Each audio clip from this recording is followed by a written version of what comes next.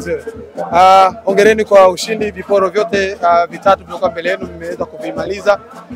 Sasa hivi mna plani gani na unazungumziaje mchezo wa leo?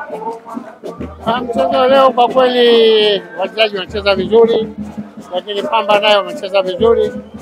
Lakini hizo salamu tunampelekea mkuu wa mkoa wa Mwanza kwamba hii ushindi wa leo tunampa yeye.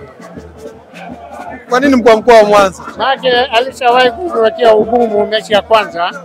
Kwa nasema tunapocheza basi huu ndio mpira wetu. Simba kumekuwa na lawama nyingi mzee Dewji. Tumeona barua ya Young Africans wakidai kwenye ligi kuna dhuluma. Wewe ni muasisi lakini pia ni mkongwe kwenye ligi yetu.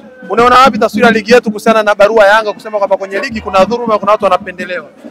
Kama kuna dhuluma wasingekuwa wanaongoza. Ya kwanza, kama hawana imani na uongozi wajitoe kwenye shirikisho. Maana hao ndio wanaisimamia mashindano ya shirikisho. Kama hawana imani wajitoe sasa hivi na ile mashindano wajitoe. Lakini swala la kwamba hawachezi na wamesimamia kusimamia msimamo wao. Tumeona jana hadi bungeni kuna baadhi ya wabunge wa Yanga wameng'ang'ania kwamba hatuchezi. Unaiona wapi dabi ya Kariakoo na unaona inaenda kupoteza mvuto? Wakipenda wasipende kucheza watacheza. Tunaomba waje, tusilete vitu ambavyo ni vya kitoto, tucheze ili tumalize ligi. Tumebakisha mchezo mmoja dhidi ya KMC. Baada ya hapo mtaenda kwenye kutafuta fainali. Mechi ni hapa, lakini kama inaonekana kama Simba sasa hivi inakamiwa sana kwenye kila mchezo, kadi nyekundu zinatoka. Hamna hofu ya kuwapoteza baadhi ya nyota wenu kuelekea katika mchezo wa fainali? Hapana, sidhani kwamba kutakuwa na timu yote inayocheza inawakamia kuwaumiza wachezaji. Wachezaji wa timu zote ni wasarabu, huwa wanacheza mpira, lakini kutokea bahati mbaya sio maksudi. Kwa hiyo tunaamini kwamba hata tukicheza na KMC watacheza mpira wa kistaarabu ili tuweze tukaendeleza mpira wetu. Lakini hizi mechi vile vile zinatusaidia kujenga.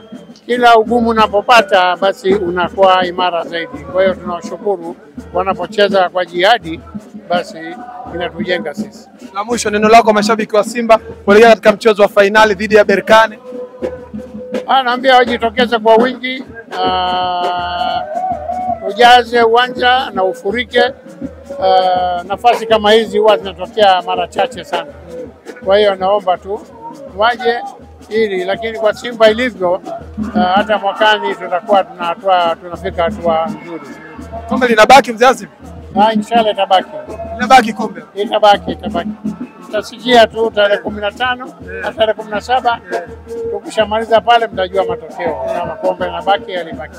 Shukrani. Asante. Dokta, tunaona una picha kubwa ya Mohamed Dewji, lakini pia leo mmefanikiwa kuondoka na alama 3 kwenye zile mbio zenu za kumaliza viporo vyenu. Yes, of course, ni furaha kubwa sana, na ushindi huu wa bao 5 tunauelekeza kwa rais wetu wa heshima na mwenyekiti wa bodi ya klabu ya Simba, bwana Mohamed Dewji Mo. Leo ni siku yake ya kuzaliwa. Sisi kama wana Simba tunamtakia kila laheri, na nimekuja na hii picha nikasema happy birthday Mo Dewji. Wana Simba tunakupenda sana. Ni ujumbe ambao tunampelekea Mohamed Dewji Mo. Chini ya utawala wake wa miaka 7, Simba imechukua makombe 3 NBC Premier League, imechukua FA mara 2, kombe la muungano mara 1, kombe la mapinduzi mara 1, lakini kuna robo finali ya CAF Champions League mara 4, robo finali ya kombe la shirikisho barani Afrika mara 3, lakini leo timu imefika finali ya kombe la Afrika, manake kombe la shirikisho barani Afrika. Ni mafanikio makubwa sana kuanzia mwaka 2018 alipoteuliwa rasmi kuwa mwekezaji wa klabu hii ya Wekundu wa Msimbazi kwa hisa 9%. Leo kuna siku yake adhimu ya kuzaliwa. Wana Simba tumeamua kumpa zawadi ya magoli 5.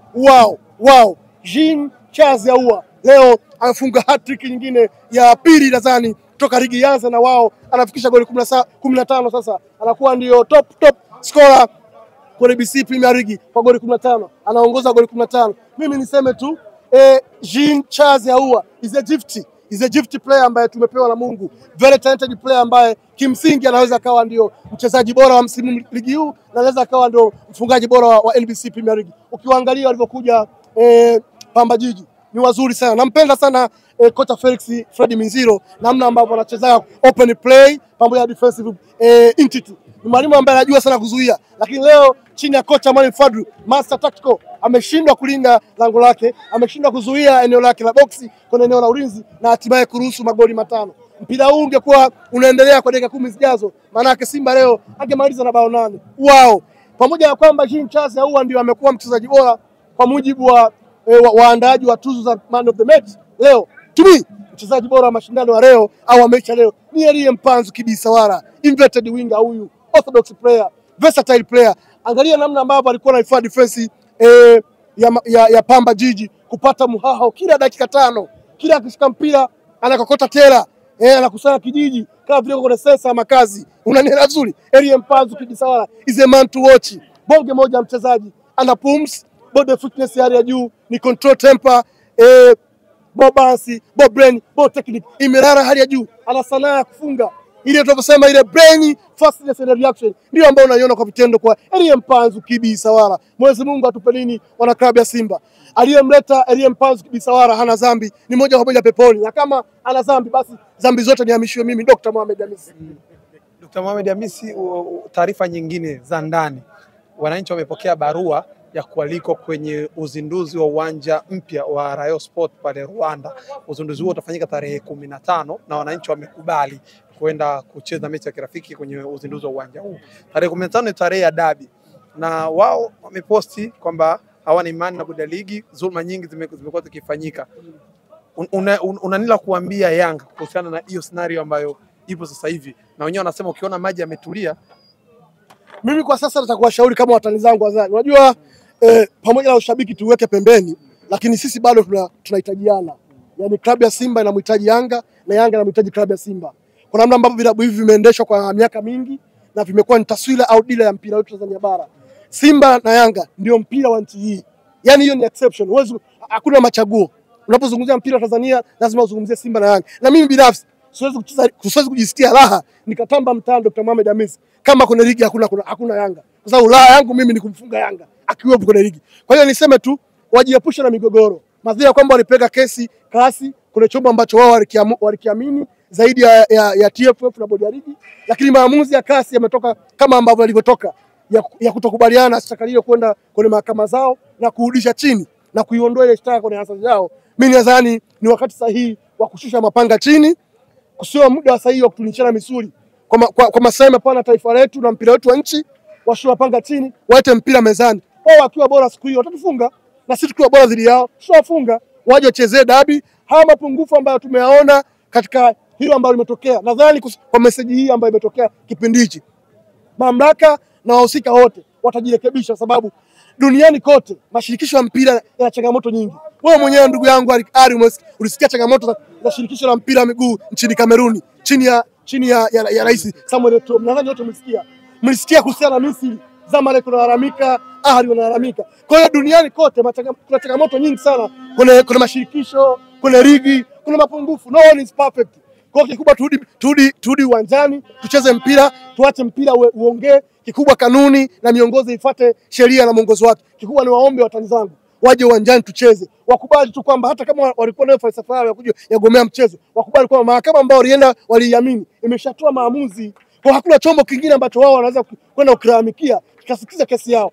Jana umemsikiza waziri bwana zamana wakati Profesa Makabudi Palamagamba wakati anawasilisha bajeti yake pale bungeni yenye zaidi ya bilioni 500 kwa mwaka huu, alisema wao kama serikali sakata ya Simba na Yanga hawaliingilii.